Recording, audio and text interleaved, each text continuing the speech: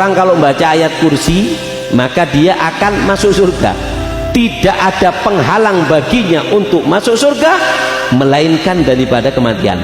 Kenapa dibaca setelah sholat ayat kursi? Apa manfaatnya? Mungkin ada dua manfaatnya.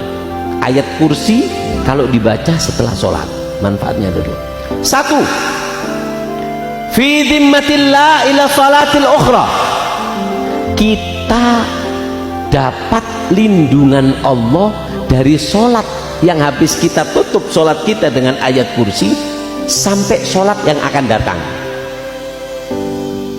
Jadi kita punya patwal. Kalau kita ke Susu di Surabaya ada acara, kan harus punya patwal. Patwal itu kan ada jam-jamnya. Matwalnya dari jam ini sampai jam ini. Hatta lampu merah, hatta apa tetap diterobos. Kenapa? Ada patwal. Nggak ada yang ngamuk sama kita karena kita patwal.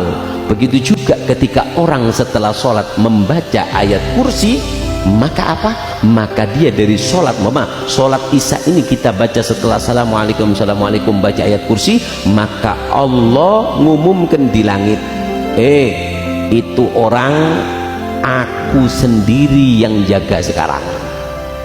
Kalau sudah Allah yang jaga, berani bangsa jin? Berani? Siapa yang mengganggu?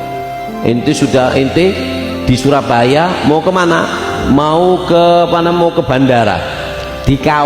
Kawalnya langsung surat dari Kapolda. Tolong plat nomor ini dikawal dan saya sendiri yang ngontrol. Tak pantau setiap lampu merah. Jangan sampai ada yang ngentikan. Terus ada polisi pura-pura mau ngertikan. Wah, ya dipindah nang gunung kon. Ditekek Madura kono kon.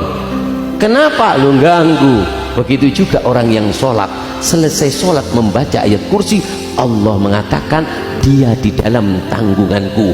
Kalau ada apa-apa dari sholat isya sampai sholat subuh, aku Allah yang tanggung jawab. Wallah, istimewa ya. Ini yang pertama. Yang kedua, istimewanya ayat kursi apa? Dukhulul jannah. Orang kalau baca ayat kursi maka dia akan masuk surga.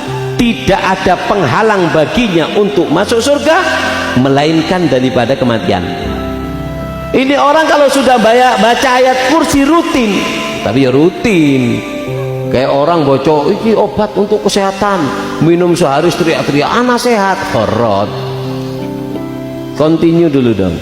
Orang kalau baca ayat kursi membuat rutin, habis sholat baca ayat kursi, tidak ada penghalang baginya terhadap surga melainkan penghalangnya cuma kematian. Karena kan orang nggak boleh masuk surga dengan jasad ardhiyah ini kan harus habis.